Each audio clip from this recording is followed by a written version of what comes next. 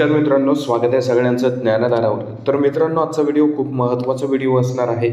छत्रपती संभाजीनगर GMCचा जो कालचा पेपर झालेला आहे, जर आपण बघितलं तर 25/8चा जे फर्स्ट शिफ्ट, सेकंड शिफ्ट आणि थर्ड शिफ्टचा एकूणच आपण तिन्ही शिफ्टचे या ठिकाणी प्रश्न जे आहेत ते कव्हर केलेले आहेत. GS आणि GK वरील सर्व प्रश्न आपण यामध्ये कव्हर केले. सोबतच मराठीमधले कोणते कोणते प्रश्न आले होते हे पण आपण या व्हिडिओच्या माध्यमातून कव्हर केलेले आहेत. अत्यंत महत्त्वाचा व्हिडिओ आहे, शेवटपर्यंत बघा. याच्यामध्ये तुम्हाला एकतर परीक्षेचा पॅटर्न लक्षात येईल, कशा पद्धतीचे प्रश्न तुम्हाला परीक्षेमध्ये विचारले जातात. जर आपण बघितलं तर नांदेड GMCचा पेपर या ठिकाणी आपण म्हणत होतो की खूप हार्ड आहे, परंतु त्याच्यापेक्षा हार्ड पेपर म्हणलं तरी चालेल. छत्रपती संभाजीनगरची GMC भरती एक सध्या चालू आहे. पहिल्या 3 शिफ्टचे पेपरचे आपल्याकडे प्रश्न आलेले आहेत, तेच प्रश्न आपण या ठिकाणी व्हिडिओमध्ये घेणार आहोत. सुरुवात करतोय आपण आपल्या व्हिडिओला. मित्रांनो, पहिला प्रश्न या ठिकाणी आलेला होता, सध्याचे पंतप्रधानांचे सचिव कोण आहेत? तर पंतप्रधानांचे 2025 सध्याचे सचिव कोण आहेत हा प्रश्न विचारला गेला होता. योग्य उत्तर आहे शक्तिकांत दास हे सध्याचे पंतप्रधानांचे सचिव म्हणून या ठिकाणी कार्य करत आहेत. तर त्यांनी पदभार कधी स्वीकारला आहे? तर 22 फेब्रुवारी 2025 रोजी पंतप्रधानांच्या सचिव पदाचा जो कार्यभार आहे शक्तिकांत दास यांनी स्वीकारलेला आपल्याला पाहायला मिळतं. कितवे सचिव आहेत? तर 14वे सचिव म्हणून ते कार्यरत आहेत सध्या. सोबतच शक्तिकांत दास यांची बद्दल थोडीशी माहिती बघितली तर भारतीय रिझर्व्ह बँकेचे ते 25वे गव्हर्नर होते. तारीख जर या ठिकाणी पाहिलं तर 12 डिसेंबर 2018 पासून 10 डिसेंबर 2024 पर्यंत ते भारतीय रिझर्व्ह बँकेचे म्हणून या ठिकाणी त्यांनी कार्य केलेलं आपण पाहू शकतो. त्याच्यानंतर बघा, पुढचा मुद्दा आहे महत्त्वाचा की G20 भारताचे शेर्पा म्हणून त्यांनी कार्य केलं आहे 27 नोव्हेंबर 17 ते 11 डिसेंबर 2018 पर्यंत. त्यानंतर पुढची महत्त्वाची माहिती जर बघितली आपण तर 15व्या वित्त आयोगाचे सदस्य म्हणून पण त्यांनी या ठिकाणी काम केलेलं आहे. तारीख आहे 27 नोव्हेंबर 2017 ते 11 डिसेंबर 2000. मित्रांनो, ही जी तारीख आहे डबल झालेली आहे, तुम्हाला इथं करेक्शन करून घ्यायचं आहे. फक्त या ठिकाणी तुम्ही लक्षात ठेवा की 15व्या वित्त आयोगाचे सदस्य म्हणून पण ते कार्यरत होते. आता हे जे काही महत्त्वाचे मुद्दे या ठिकाणी मी घेतलेत हे पण तितकेच महत्त्वाचे आहेत. जसं की तुम्हाला परीक्षेमध्ये एकतर कितवे सचिव म्हणून कार्यरत झालेले आहेत हा पण प्रश्न विचारला जाऊ शकतो. सोबतच RBIचे कितवे गव्हर्नर होते, अशा पद्धतीचा पण प्रश्न तुम्हाला परीक्षेमध्ये या ठिकाणी विचारला जाऊ शकतो. त्यानंतर बघा, प्रश्न पुढचा विचारला गेला होता, सातारा येथे प्रति सरकार कोणी स्थापन केले? तर योग्य उत्तर आहे क्रांतिसिंह नाना पाटील यांनी सातारा या ठिकाणी प्रति सरकार स्थापन केलेलं आपल्याला पाहायला मिळतं. त्याच्यानंतर भारत छोडो आंदोलनादरम्यान 1943 स्थापन झाले आणि 1946 पर्यंत हे जे काही प्रति सरकार आहे सातारा या ठिकाणी चाललेलं आपल्याला पाहायला मिळतं. तर महत्त्वाचा आहे हा पण प्रश्न तुम्हाला परीक्षेमध्ये विचारला गेलेला आहे, म्हणजे इतिहासावर पण तुम्हाला या ठिकाणी प्रश्न विचारले गेलेत.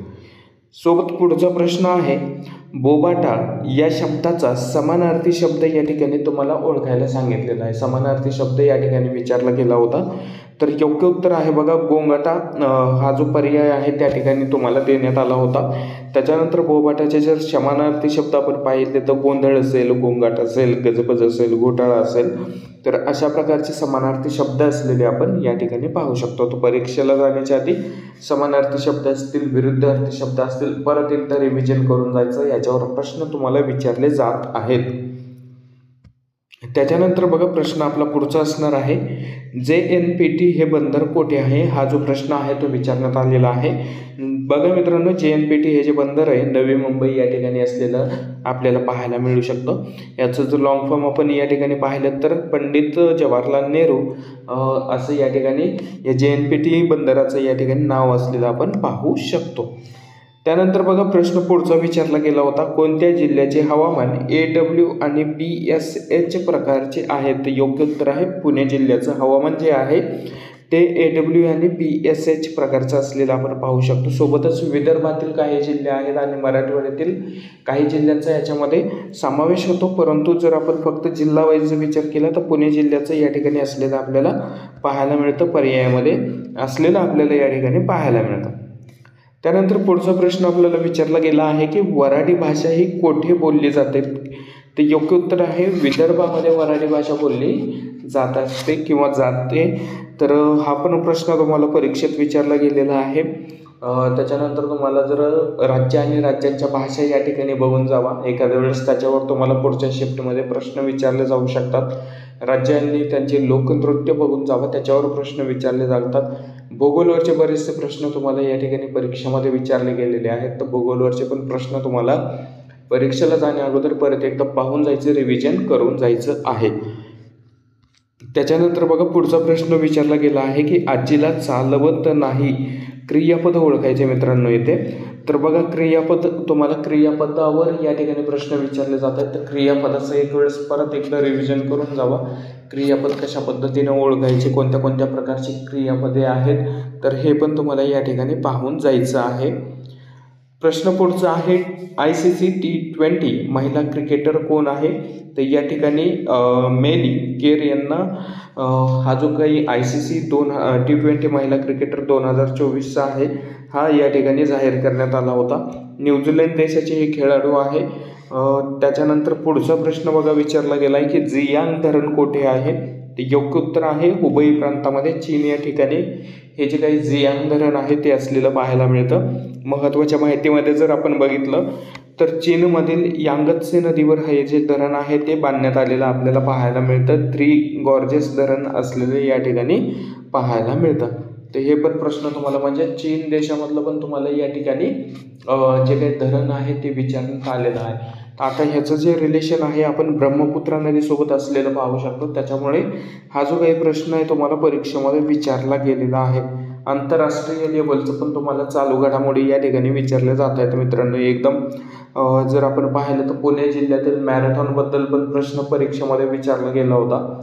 त्याच्यानंतर पुणे जिल्ह्यातील म्हणजे एकदम जिल्हा लेवलचं तुम्हाला या ठिकाणी GK विचारलं गेलं आहे. सोबतच त्यातच तुम्हाला एकदम आंतरराष्ट्रीय लेवलचं पण GK तुम्हाला विचारलं गेलं आहे. त्यामुळे GKला हलक्यात घेऊ नका, GKचा अभ्यास करा. महत्त्वाचे प्रश्न, मेरिट येणारे प्रश्न तुम्हाला GKमध्ये या ठिकाणी विचारले जात आहेत. त्यानंतर प्रश्न पुढचा विचारला गेला आहे की मुळशी सत्याग्रह कोणत्या साली झाला. तर बघा मुळशीचा सत्याग्रह जो आहे तो 1921ला सुरुवात झाली या सत्याग्रहाला आणि 1924मध्ये हा जो सत्याग्रह आहे तो संपला. तर 1921 ते 1924 कालादरम्यान हा जो काही मुळशीचा सत्याग्रह आहे तो झालेला आपल्याला पाहायला मिळतो. मग याच्यामध्ये महत्त्वाच्या माहितीमध्ये जर आपण पाहिलं तर महाराष्ट्रातील धरणग्रस्त शेतकऱ्यांनी जमिनीच्या हक्कांसाठी केलेला लढा होता. त्यानंतर दुसरा मुद्दा आहे की नेतृत्व याचं कोण केलं मुळशी सत्याग्रहाचं, असा पण प्रश्न एखाद्या वेळेस जर विचारला गेला तुम्हाला परीक्षेमध्ये तर पांडुरंग महादेव बापट यांनी हे जे काही मुळशी सत्याग्रह झाला याचं नेतृत्व केलेलं पाहायला मिळतं आणि या सत्याग्रहानंतरच त्यांना सेनापती बापट ही पदवी या ठिकाणी लोकांकडून देण्यात आलेली आपल्याला पाहायला मिळते. पुढचा मुद्दा आहे की मुळशी सत्याग्रह हा भारतातील पहिला धरणविरोधी सत्याग्रह या ठिकाणी मानला जातो.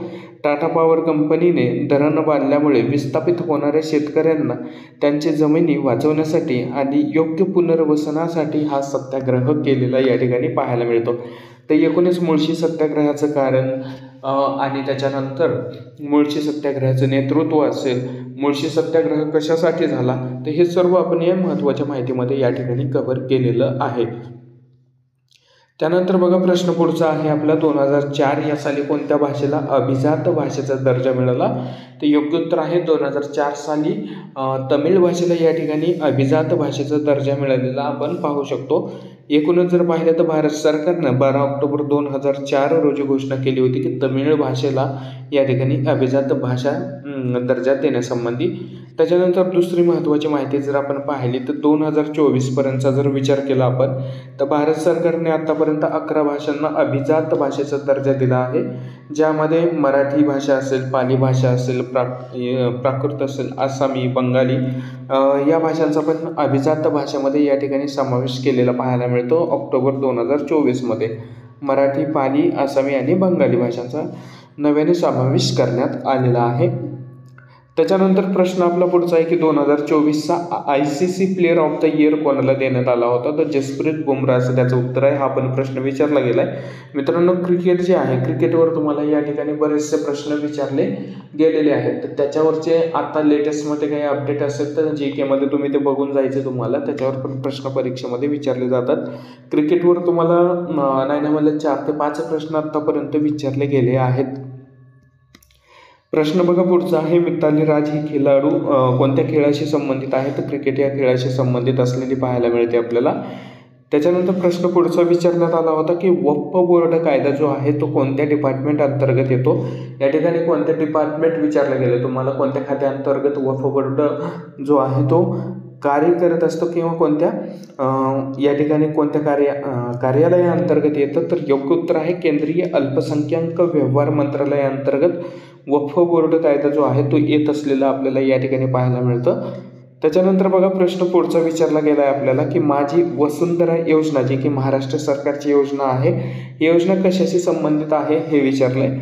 ते योग्य उत्तर आहे भूमी, जल, वायू, अग्नी आणि आकाश या पंचभूतांच्या संरक्षणासाठी व संवर्धनासाठी ही जी योजना आहे ही संबंधित असलेलं आपण या ठिकाणी पाहू शकतो. एकूणच पर्यावरणपूरक योजना असलेला आपण या ठिकाणी पाहू शकतो. याच्यावर पण प्रश्न विचारला गेला आहे. मग वसुंधरा योजनेची सुरुवात कधी झाली हा पण प्रश्न विचारला जाऊ शकतो.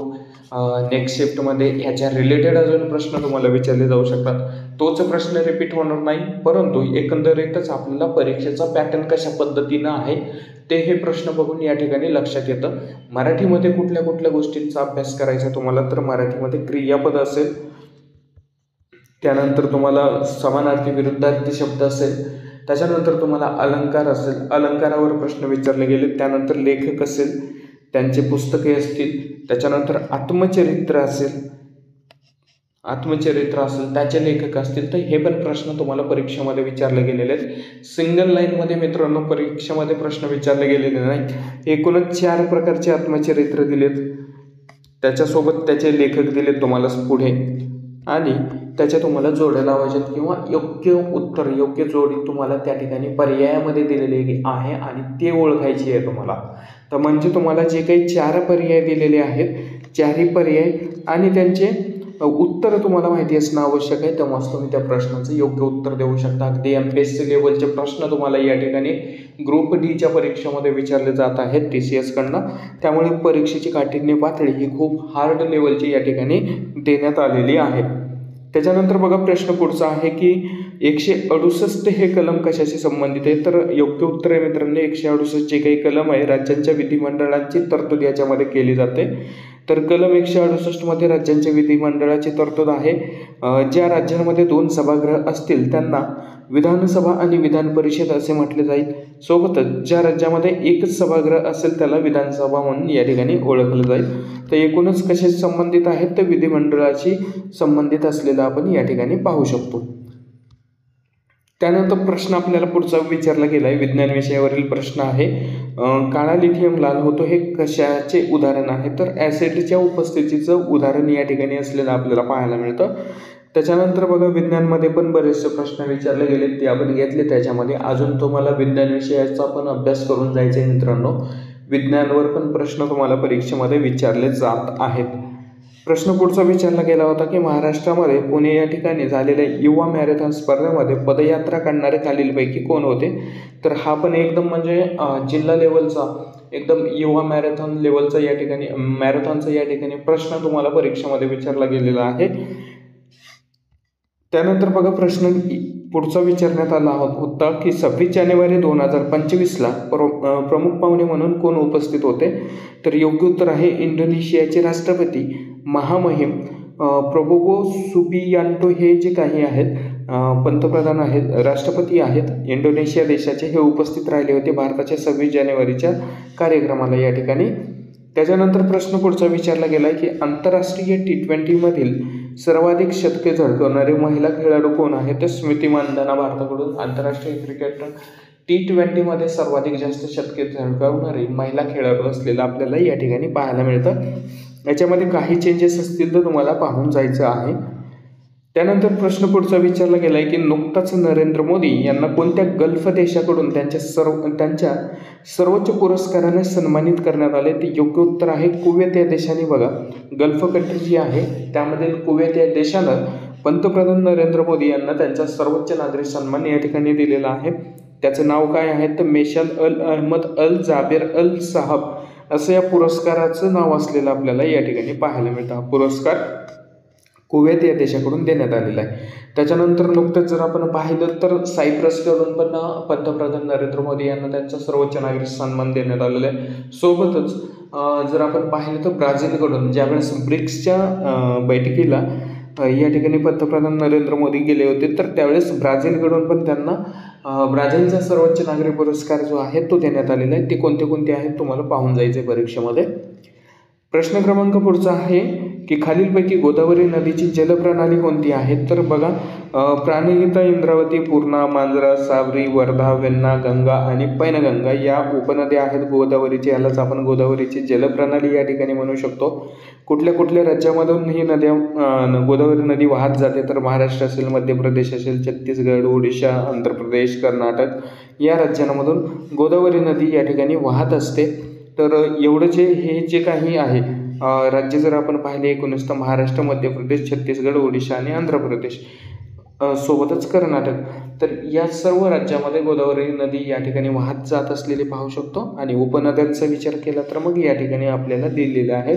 कुठलाही प्रश्न विचारला जाऊ शकतो. आता गोदावरी नदीवर तुम्हाला प्रश्न विचारला गेला आहे, मग कृष्णा नदीचं बघून घ्या तुम्ही, जलप्रणाली वगैरे काय आहे, कृष्णा नदीच्या उपनद्या कोणत्या आहेत, कोणत्या कोणत्या जिल्ह्यातून वाहत जाते, लांबी किती आहे, हे सगळं पाहून घ्या. सोबतच कृष्णा नदीवर कोणती कोणती धरणे आहेत हे पाहून घ्या, हे पण तुम्हाला विचारलं जाऊ शकतं. सोबतच भीमा नदीचं पण सेम तुम्हाला अभ्यास करायचा आहे, त्याच्यावर पण विचारलं जाऊ शकतं.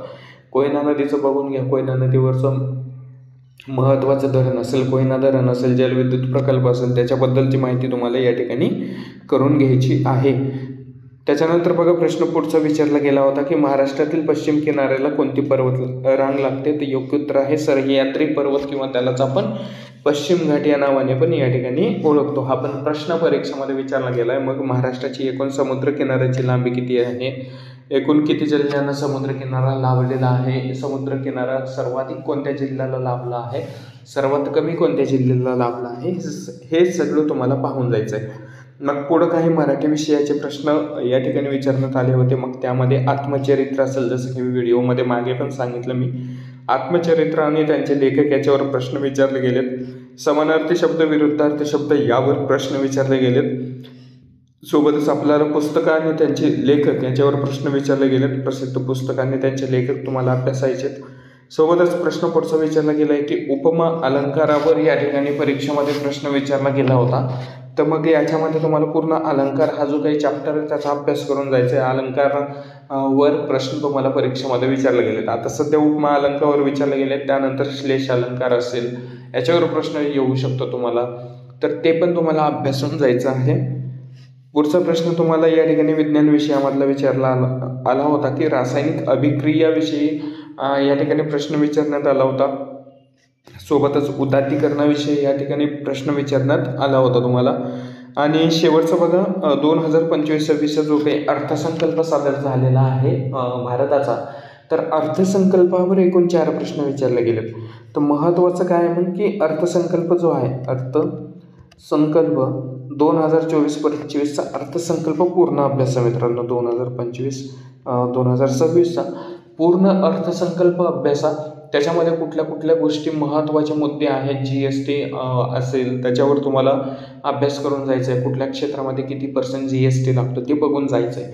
तर बऱ्याचशा महत्त्वाच्या गोष्टी आहेत. संरक्षण क्षेत्रावर किती या ठिकाणी तरतूद करण्यात आली आहे, मग रेल्वे साठी किती तरतूद करण्यात आलेली आहे, हे पण तुम्ही बघून जावा. ह्याच्यावर प्रश्न तुम्हाला विचारले जाऊ शकतात. अर्थसंकल्पावर विशेष करून भर द्या मित्रांनो. पहिल्या 3 शिफ्टमध्ये जर आपण पाहिलं तर एकूण 4 प्रश्न अर्थसंकल्पावर दिले गेले. तर अजून प्रश्न याच्यावर विचारले जातील तुम्हाला, परीक्षेला जाण्याच्या अगोदर पाहून जावं. तर मित्रांनो, हे जे काही प्रश्न आहेत या व्हिडिओमध्ये घेतलेत आपण, हे सगळे प्रश्न आजच्या पेपरमध्ये झालेले आहेत. 25 तारखेच्या पेपरमध्ये झालेले प्रश्नच आपण या ठिकाणी घेतलेत.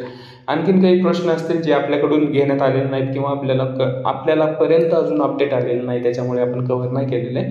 आजच्या तारखेमध्ये म्हणजे 26 तारखेला जे पण काही पेपर होणार आहेत त्याचे जे काही प्रश्न असतील ते संध्याकाळी तुम्हाला त्याचा व्हिडिओ मिळेल. त्याचा पण तुम्हाला अपडेट लवकरच मी करून देईन. तर मित्रांनो, माहिती थोडी आवडली असेल तुम्हाला तर व्हिडिओला लाईक करा, चॅनलला सबस्क्राईब करा. भेटूयात पुढच्या व्हिडिओमध्ये. तोपर्यंत सर्वांना धन्यवाद. जय हिंद, जय महाराष्ट्र.